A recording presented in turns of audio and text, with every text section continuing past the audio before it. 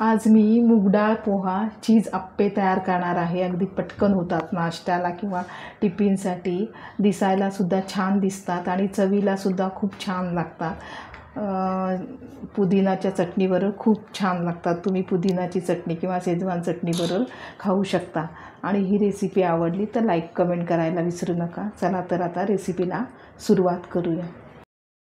नमस्कार, मी पद्मजा। अलिबागची चवमध्ये तुमचं खूप खूप स्वागत। आज मी टिफिनला किंवा नाश्त्यासाठी असं झटपट होणारे अप्पे तयार करणार आहे। मूग डाळ पोहा अप्पे, त्याच्यामध्ये चीज वापरणार आहे आणि आता मक्याचं सीझन आहे म्हणून मक्यांचासुद्धा वापर करणार आहे आणि ही पटकन अशी डिश तयार होते, मूग डाळ पोहे अप्पे। चला तर आता रेसिपीला सुरुवात करूया। इथे मी कांदा पोह्याला जे पोहे वापरतो ते पोहे घेतलेले आहेत। ते 15 ते 20 मिनटं अगोदर पाण्यामध्ये भिजत ठेवलेले। पाऊण वाटी होती तर भिजलेले आहेत, तर आता 1 वाटी झालेली आहेत। असे मस्त भिजून झालेले आहेत पोहे। आणि इथे मूग डाळ घेतलेली, तीसुद्धा पाऊण वाटी घेतलेली, पण भिजून झाल्यावर ती 1 वाटी झालेली आहे मूग डाळ। मूग डाळसुद्धा 1 तास अगोदर पाण्यामध्ये भिजत ठेवलेली होती। आणि थोडासा कांदा घेतलेला आहे, थोडेसे मक्याचे दाणे, कोथिंबीर, कढीपत्ता आणि 2 हिरव्या मिरच्या। आता मूग डाळ आणि पोहे मिक्सरला बारीक करून घेणार आहे। आता मूग डाळ आहे ते मिक्सरला मी बारीक करून घेणार आहे। त्याच्यामध्ये मी मिरची घालून घेणार आहे। ही 2 मिरच्या घेतलेल्या आहेत आणि आता बारीक वाटून घेणार आहे। थोडंसं पाणी घालून घ्यायचं। तर मूग डाळ आहे ती बारीक करून घेतलेली आहे। पोहे आहेत ते मिक्सरला बारीक करून घेते। आता पोहेसुद्धा मिक्सरला जरा फिरून घेतलेले आहेत।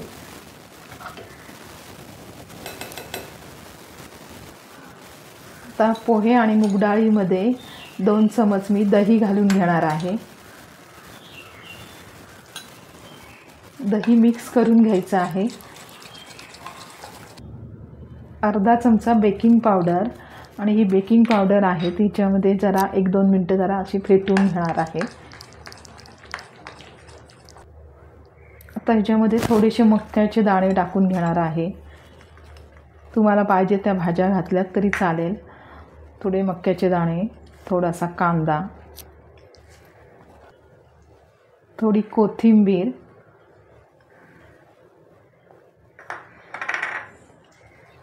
थोडा कढीपत्ता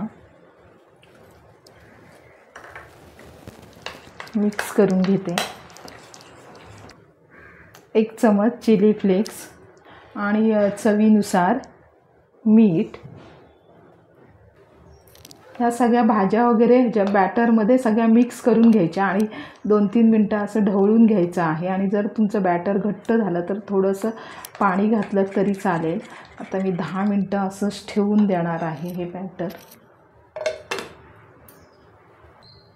आता 10 मिनटं झालेली आहेत बॅटर ठेवून। मस्त असं बॅटर तयार झालेलं आहे, असं छान हलकंसं झालेलं आहे। आता मी अप्पे लगेच तयार करते। आणि हे बॅटर वगैरे तयार करायला थोडासा वेळ जातो। जर टिफिनला वगैरे सकाळी द्यायचं असेल तर आदल्या दिवशी डाळ वगैरे भिजत ठेवलीत, हा पूर्ण बॅटर तयार करून फ्रीजमध्ये ठेवलात तरी चालेल। अगदी पटकन मग तयार होतील अप्पे। आता इथे मी अप्पे पात्र ठेवलेलं आहे, त्याच्यामध्ये अगदी थोडं थोडं तेल घालून घ्यायचं आहे।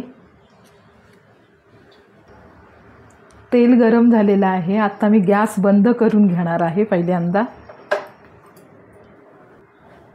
तेल गरम झालं की गॅस बंद करून घ्यायचा। नंतर मग आता थोडं थोडं बॅटर टाकून घेणार आहे।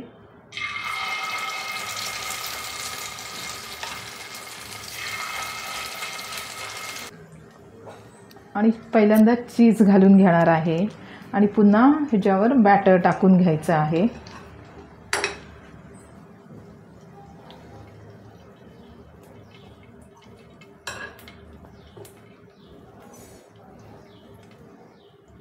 गॅस बंदच ठेवून द्यायचा आहे।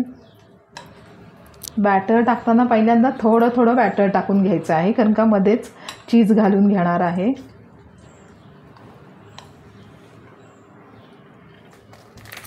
आता थोडं थोडं बॅटर टाकून घेतलेलं आहे, तर मध्ये चीज घालून घ्यायचं आहे।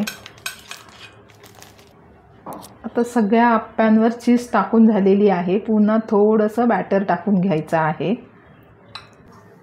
तर मी गॅस चालू केलेला आहे आणि गॅसचा फ्लेम स्लो करून झाकण ठेवून देणार आहे. आता इथे आप्पे आहेत ते तयार होतात, तोपर्यंत पुदिनाची चटणी तयार करणार आहे. तर इथे 1 वाटी मी पुदिना घेतलेला आहे, थोडीशी कोथिंबीर, 1 हिरवी मिरची, कढीपत्ता आणि अर्ध्या लिंबाची फोड घेतलेली आहे, अर्धा चमचा लिंबाचं रस होईल. आता हे सगळं मिक्सरला बारीक करून घेते. आता 2-3 मिनटं झालेली आहेत. मी आप्पे खालून तयार झाले की चेक करून बघते. खालून तयार झालेले आहेत, तर आता उलट करून घ्यायचे आहेत. दोन्ही बाजूने व्यवस्थित तयार झाले पाहिजे. मस्त खालून झालेले आहेत तयार आप्पे. आता सगळे उलट करून घेते. तर आप्पे आहेत ते उलट करून घेतलेले आहेत, एका बाजूने तयार झालेले आहेत मस्तपैकी. आता खालून पुन्हा तयार करून घेणार आहे. आता झाकण ठेवून देणार नाही. पुदिनाची चटणी मिक्सरला बारीक करून झालेली आहे. आता चवीनुसार मीठ घालून घेते. अगोदर मीठ मी घातलं नव्हतं. आता हे मधले आप्पे आहेत ते तयार झालेले आहेत, ते काढून घेते. आता हे बाकीचे आप्पे आहेत ते मध्ये घ्यायचे, मग लगेच तयार होतात. मूगडाळ पोहे आप्पे तयार झालेले आहेत. खूप चविष्ट लागतात आणि अगदी नाश्त्याला किंवा टिफिनला न्यायलासुद्धा अगदी पटकन होणारी रेसिपी आहे जर तयारी केलीत तर अगोदर. तर ही आजची रेसिपी तुम्हाला कशी वाटली हे कमेंट करायला विसरू नका. सगळ्यात महत्त्वाचं म्हणजे चॅनलवर नवीन असाल तर चॅनलला सबस्क्राईब करा. पुन्हा भेटू नवीन व्हिडिओमध्ये. तोपर्यंत मस्त खा, स्वस्त राहा. धन्यवाद.